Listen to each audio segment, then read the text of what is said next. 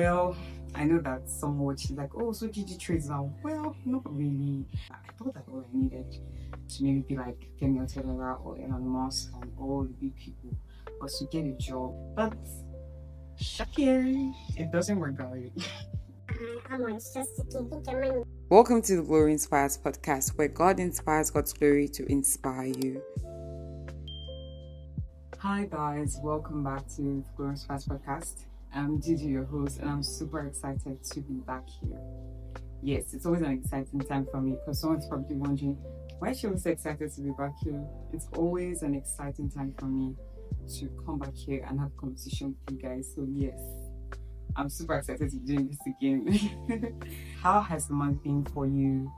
For me, it's been beautiful. It's been calm. It's been busy too. It's been busy because of work. But in all, it's just been a beautiful month and it's ended in the most beautiful way. It was my birthday a few days ago and I love birthdays so much. Majorly because of the love that I feel around my birthdays. And this year's one, I think it topped. It's okay, maybe you think, I don't know, but it was a very beautiful experience. I'm not trying to like negate the beauty of the past birthdays I've had or the love that people showed me before, but this one was very, very touching to me. It made me really emotional because I felt like I wasn't alone. It felt like, although I was adulting, I still had a lot of beautiful people around me, and I'm super grateful to everyone that wished me a happy birthday. Super, super grateful. You all made my birthday memorable. So, how was April for you? I would really like to know how the month of April went for you. So, do well to drop your comments in the comment section below. Welcome to a new episode on the Growing Fast podcast.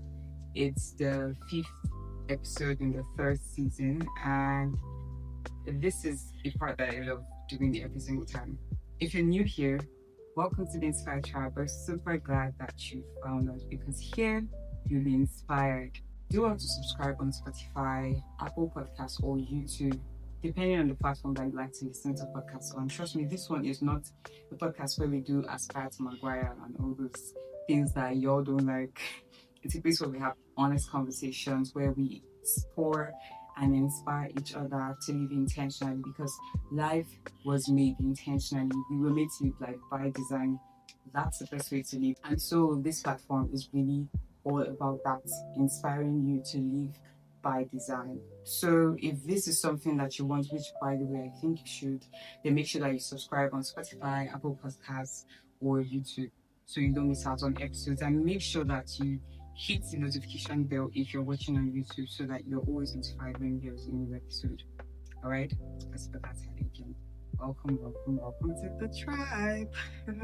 So let's get right into today's conversation. Today we'll be talking about money. Yes, money that everyone loves but somehow pretends not to. I don't know why people do it. I love money. I don't know about you, but if you don't love money or you love money, let me know in the comments. Let's know our tribe. Let everybody find their level. If you love money, come to this side. If you don't, come to the side. Let's know who is on what side. So yes, in this episode, I'll be sharing 5 lessons that I've been learning about money, and I believe that every 20-something-year-old should know about money. Disclaimer, I'm no financial expert. I think I need to add that, but I do know a couple of things about money, and I also consulted people that I know are more knowledgeable, like my friend Charles Uka.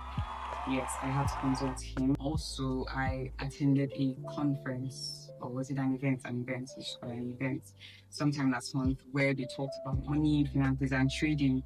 Well, I know that some watch is like, oh, so Gigi trades now. Well, not really. My eyes were open to the benefits of trading, right, and how I could go about it without necessarily being involved, right? But I'm still not entering trading yet because a friend of mine once told me not to ever involve myself in anything that I don't fully understand. And because I don't fully understand it yet, I would rather consult with an expert first before going ahead to dabble into that. So yeah, I attended this event and there were very amazing people there, the likes of Sir Ejimi Adebayo, Williams Uchemba, Financial Jennifer, she the assistant, and some other amazing people. They spoke about money, they challenged a lot of my mindset, and they shared valuable lessons that I believed that every single person should listen to and should hear. And so I thought to share on this episode. So this episode is for you if you're a 20 something year old, is soon to be 20 something year old, and you want to build wealth the right way. Sound like you're someone you know, then pause this video and share the link to your friend and to that person that came to your mind right now. Like, pronto.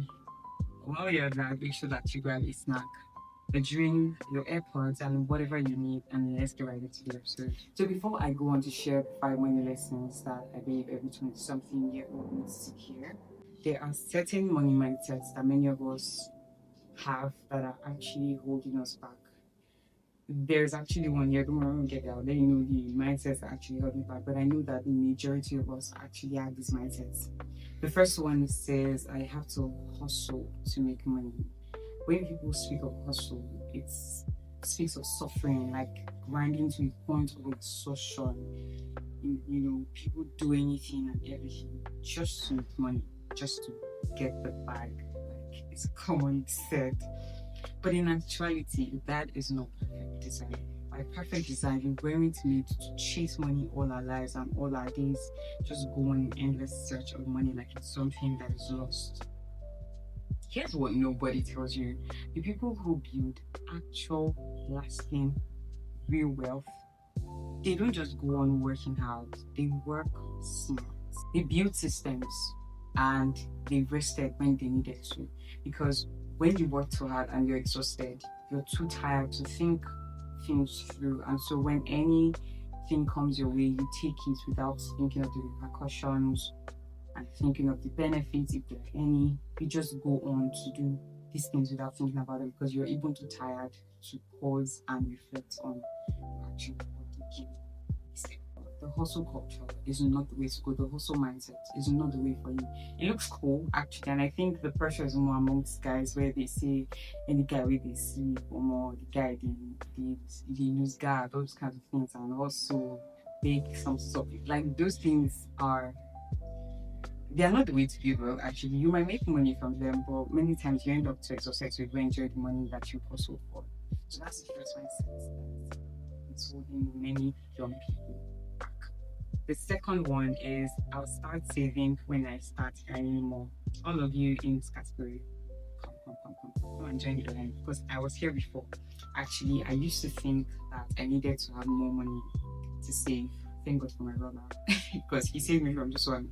He saved me by taking me by the hand and saying, no, you're not going to do that because actually you don't get to start saving when you have more. You know, savings discipline is actually like a muscle. Saving culture as well is a muscle that you need to flex. You need to actually build that muscle. You know how in fitness you start with the small weights, the light weights, before you move on to the heavy weights. If you don't start flexing your muscle with small weights, you won't be able to carry heavy weights. And savings is not really about the amount, it's about the muscle that you build over time, which is savings culture. So if you don't start saving now, trust me, when much comes, you won't save the money. So you have to ditch this mindset if you actually want to grow. The third one is, I beg, I need urgent key. Borrow me urgent key. A lot of people are on this table. They're always borrowing 5k, borrowing 10k, promising you to repay. Some of you repay actually, while some of you wait for the owner of the money to come and drag you to praise, to report it to everybody first. Come on, it's just to keep your money. If you're someone that does that, by the way, you need to change because it's not the right way to go. It's embarrassing for you and I. But that's not even the point of this conversation. And what we're talking about here is, loan apps have even made it more difficult and easier for us to access loans and borrow money. And soon enough, your urgent 2k compounds to 10k, 100k, and you're in debt. Trust me, it's not the best way to live because over time, your debt accumulates and makes it difficult for you to build wealth. So borrowing and owing here and there is not the way to go. It is not sustainable enough if you want to build wealth. The fourth mindset that holds you back is to build my wealth, I just need a job. I used to be this one as well. So if you're on this table, let's make in the comments. I thought that all I needed to maybe be like Kemi Otedola or Elon Musk and all the big people. was to get a job, and maybe when I got a job, I would finally be rich and finally attain my financial goals and dreams. But shocking, it doesn't work that way. 9 to 5 or 8 to 6 where you have the money you pay doesn't equate wealth. Because let's be honest, in this day and age, it is not sufficient. You know how the economy is, especially if you're in Nigeria. It's not enough for you to just have a job that pays you every month. Earning well may actually make you feel rich in the moment. It actually makes you feel rich in the moment. But you actually need more than just a job. You need multiple streams of income. You need to invest and do some other things to ensure that you build wealth. The last mindset that holds many young people back is I deserve to enjoy my money now. Why save it for the future? I beg, nobody knows tomorrow. Many of you are unstable. Many of you are unstable. Like, so I heard somebody should say, what if I die tomorrow? Like, I beg, let me enjoy my money now. Gentle, you will me. Like, let me enjoy myself. That kind of thing. You know, we want supplies, we want to enjoy ourselves. By the way, it's not bad to enjoy yourself. It's okay to splurge sometimes, but to splurge systematically and strategically, but always buying things impulsively, inflating your lifestyle just because you got a raise in your income and spending all your earnings is a very terrible idea. So now that I mentioned these mindsets that hold many people back, I really want to know which one you believe before now or are challenged as I mentioned them. So do well to share it in the comments. Let's chat about our own understandings. Now let's get into 5 valuable money lessons that you need to hear as a 20-something-year-old. So like I said, I picked up most of these things from the conference, the finance conference I went for, and these things were shared by Sir Ejimi Adibe, Shiri, the assistants, all of them, and I just picked up some of these lessons, and these are the things I'll be sharing with you. So the first one is, it's not enough to get money. You should get it in a way that protects your peace of mind and your energy. This is counterculture. It is counter the hustle culture where you're told to grind all day and night just to get the bag that is not going anywhere actually. At the end of the day, when you go on chasing money and hustling and grinding and hustling, you end up bothered, you have sleepless nights, and you are too tired or too sick or something negative. You don't even have the time to use the money that you've been chasing all along. That is not a perfect design. The design is for us to prosper all round prosperity in our minds, in our souls, in our health, with our money, spiritually, every single aspect of our lives. That is designed for us to prosper all around. To be wealthy but still prosper soulfully. This is perfect design.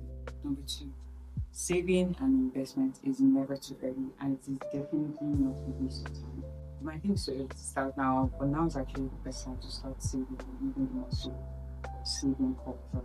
You know, I've actually heard people say things like, oh, when you invest, the interests are so small, they don't even look like they will amount to anything. But actually, in 10 years, that 5%, that 10%, that 12%, in 10 years, in 5 years, yes, 10 years even fine. In 5 years, 10 years, 20 years, it compounds, the interest compounds. And you want to be careful because if someone is promising you a very large percentage as interest, you need to run. Sometimes those things are scam, they're just trying to steal your money from you.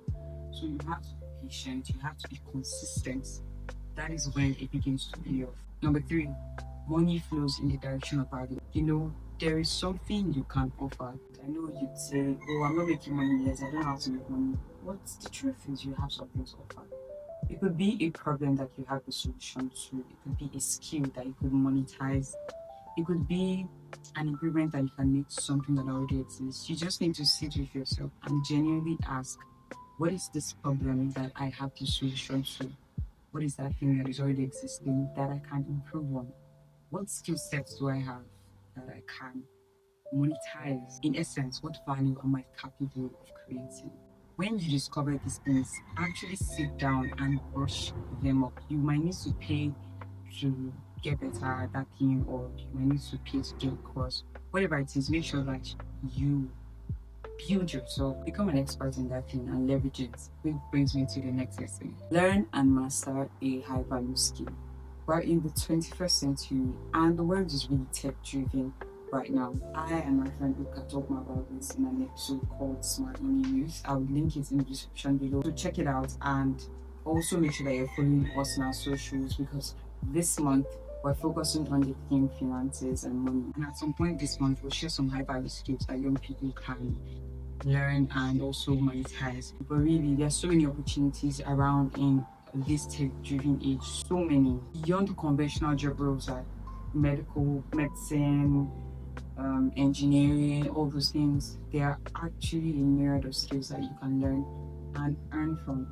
Don't sit back and just marvel at what people are doing. Actually get in and get to work. The fifth and last lesson, which is one of my favorites, shared by Sir Ejimi Adibe, is on your journey to financial freedom, you need a stable, consistent, predictable income. Sir Ejimi Adibe shared this one during finance conference, and it really blew my mind. It hit me because at some point I felt like these jobs that we do 9 to 5, 8 to 6, we could actually do without them.